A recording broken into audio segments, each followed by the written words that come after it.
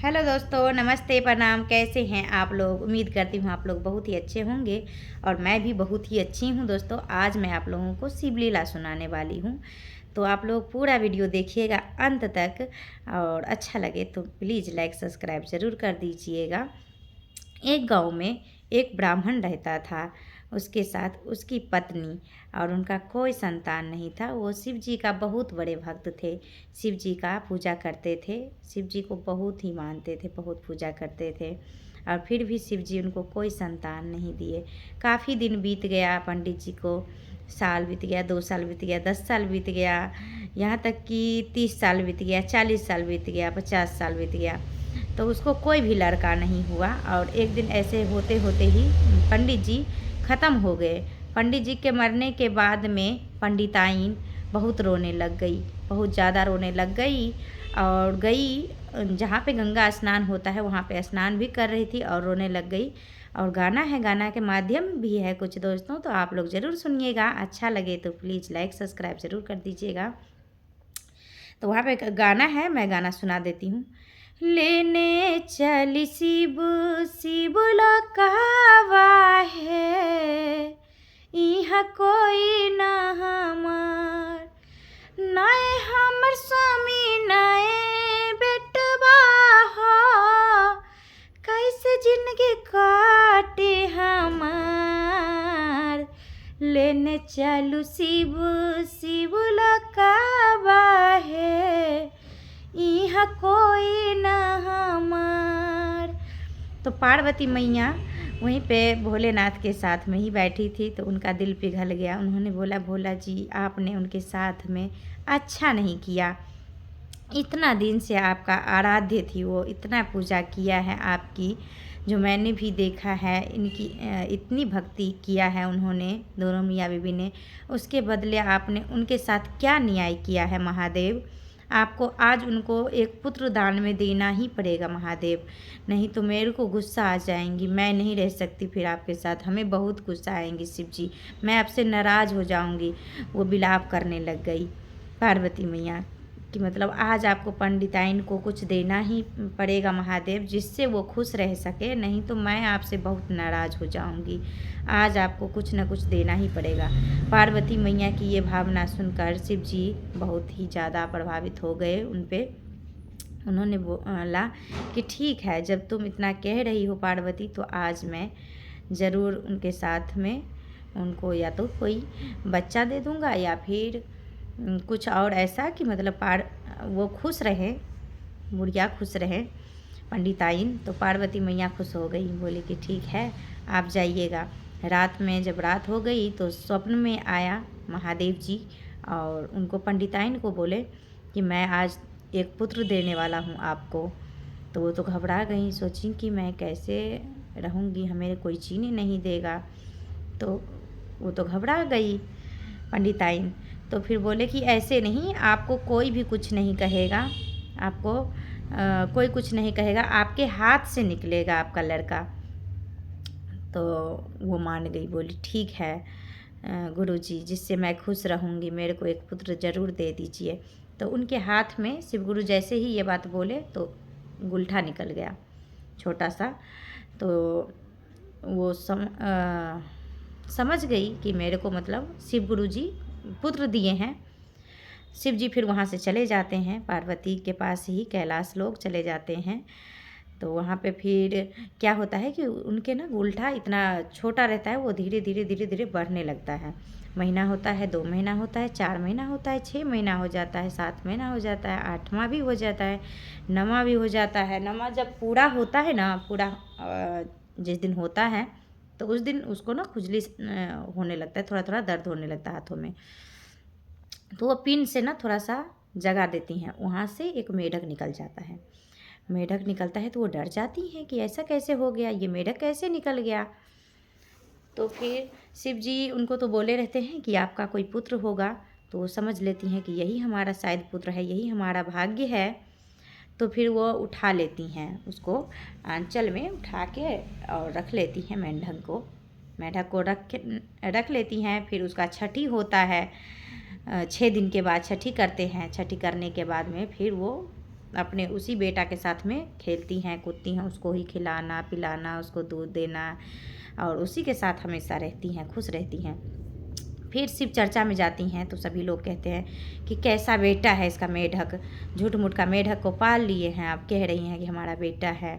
कभी प्रसाद में कूद जाता है, तो कभी शिव जी के ऊपर जाके कूद जाता है, कभी कोई फूल में कूद जाता है, जल में कूद जाता है, ये हटाओ यहाँ से मेढक को।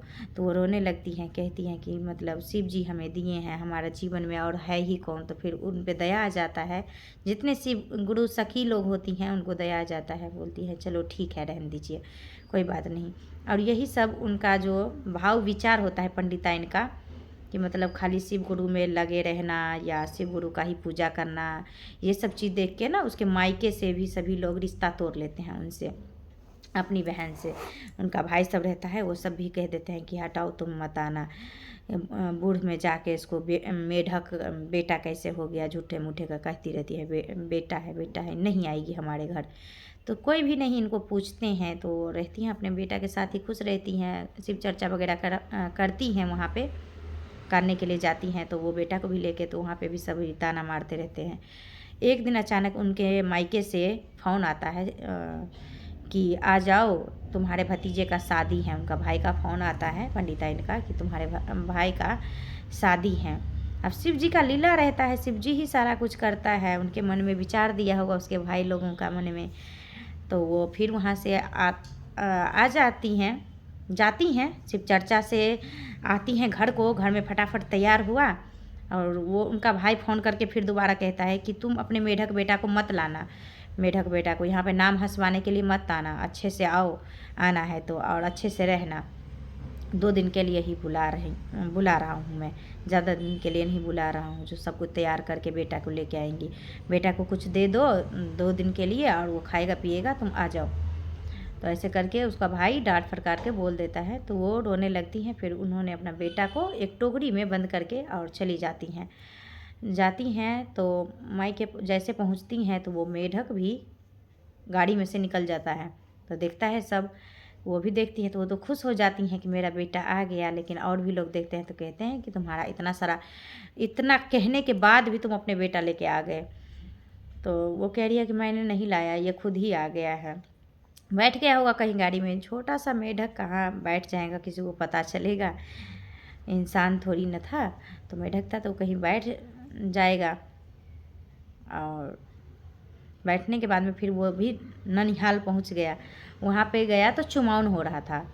चुमाउन तो आप लोग समझते ही होंगे, जैसे धान दुभी ये सब चीज़ों से चुमाउन होता है, तो चुमाउन हो रहा था उस टाइम। तो वो गया और उसके ऊपर, लड़का के ऊपर चढ़ गया।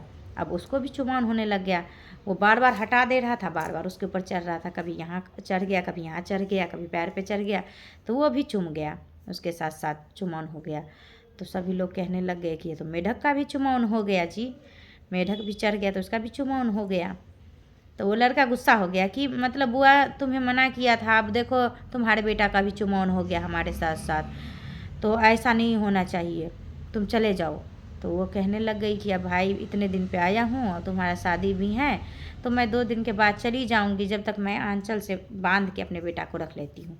तो वो आंचल में बांध लेती हैं, मेढक होता है तब भी वो इधर उधर करते करते करते करते निकल लेता है, उसमें से निकल जाता है।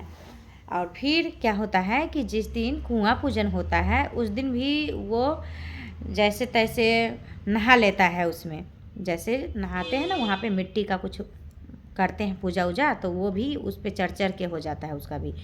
तो गांव घर में तो मान ही लेते हैं कि अब तुम्हारा भी हो गया, सभी लोग बोले कि मेढक का भी हो गया अब कुआं पूजन।